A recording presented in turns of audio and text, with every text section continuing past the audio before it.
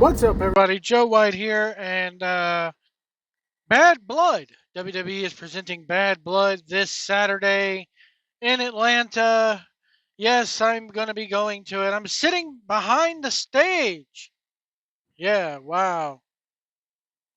Hey, the tickets cost me around $300 to go, plus $50 to park. I know you New Yorkers, you people up there in the Northeast, you're sitting there going, that's nothing. They charge you upwards of 100 at the Garden. Well, I'm not going to the Garden. I'm going to Atlanta, which has pretty much become the New York of the South. I mean, it's the worst traffic in the United States, that city.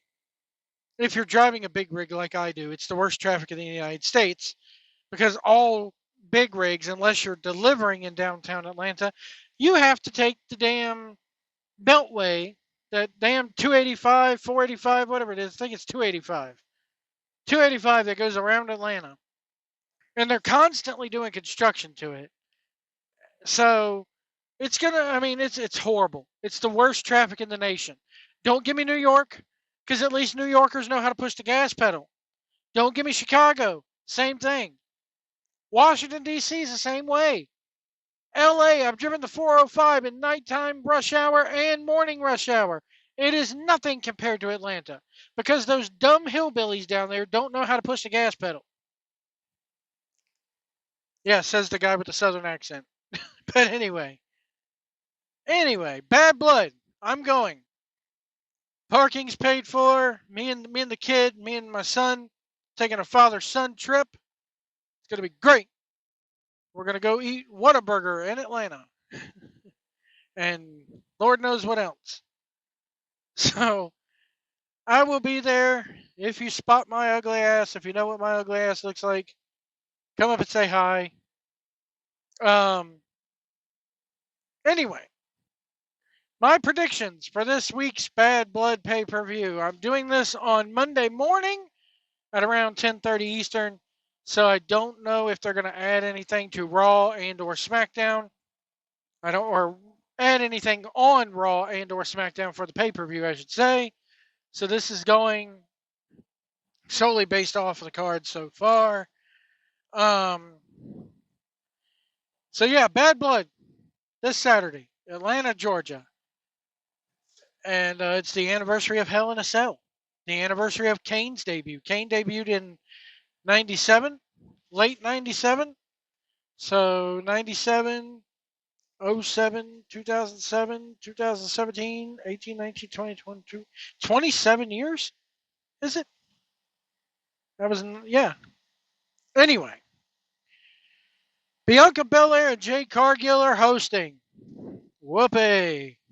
Yay. Anyway, uh, tag team, let's see, WWE Tag Team Champion Finn Balor goes up against Damian Priest. Let's see what these, I feel like Finn Balor needs a win here. I really do. Um, the Judgment Day's broken up, and it has not been the best for either any of these guys, honestly, except for Dominic Mysterio and Liv Morgan causing chaos with Balor or with Priest and Rhea Ripley. But we'll get there too. Women's Championship: Nia Jax versus Bayley. I could totally see Bayley winning, and then we finally get the cash in from Tiffany Stratton here. But my pick for that one, I could see that happening, but I don't think they're going to go that way.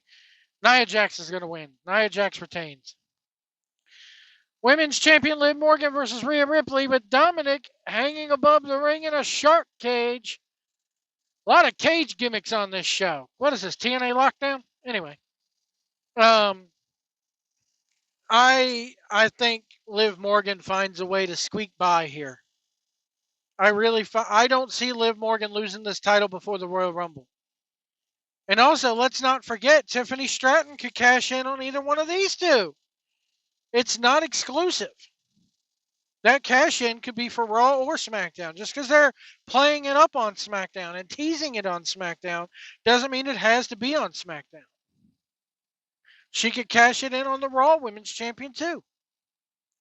But I think Liv Morgan, the whole gimmick of the shark cage is that whoever's in the shark cage is supposed to, usually it's the swarmy, swindling manager who's afraid of being in a cage or afraid of heights or blah, blah, blah, blah, blah.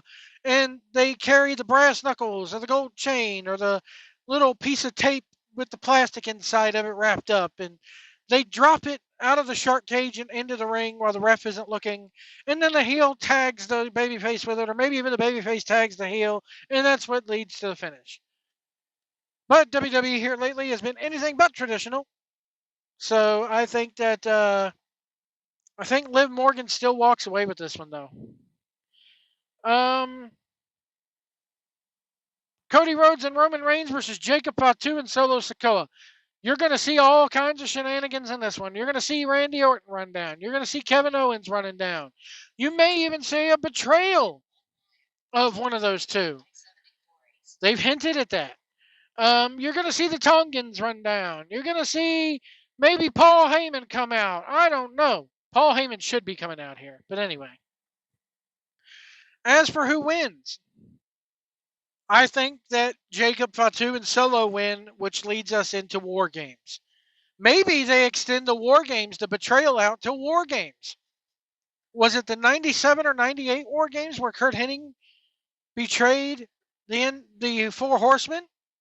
Remember the whole whose spot, my spot, dog spot, liver spot, my spot. The old, that's what that led to. Was Kurt Hennig joining the NWO.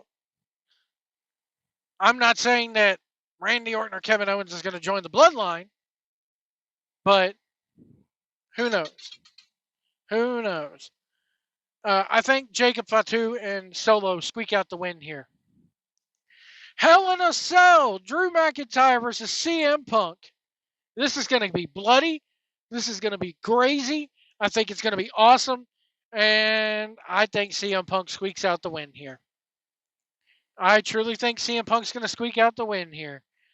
As far as they still have not added Gunther versus Sami Zayn to this.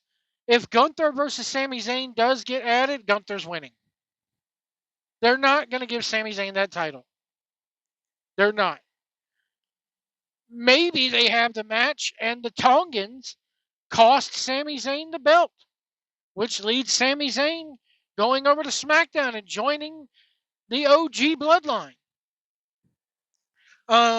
Also, with the Cody Rhodes versus Cody and Roman match, maybe we will see the return of Jimmy Uso here.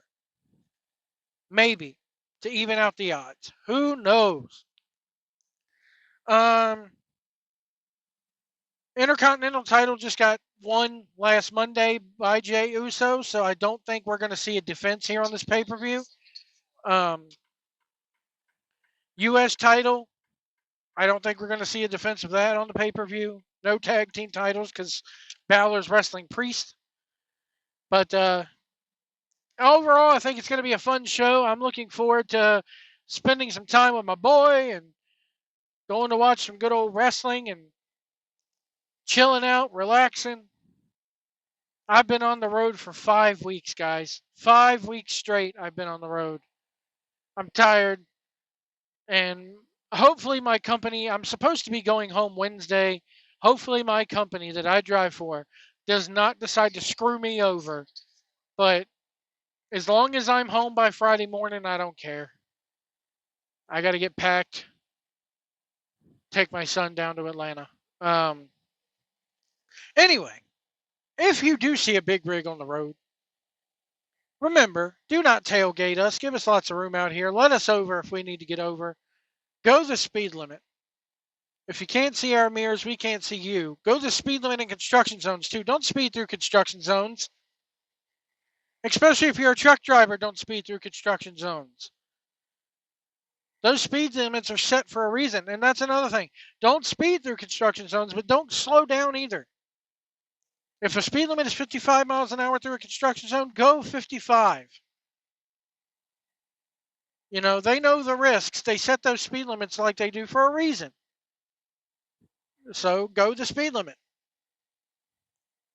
Remember, if you can't see our mirrors, we can't see you. And we will see you down the road.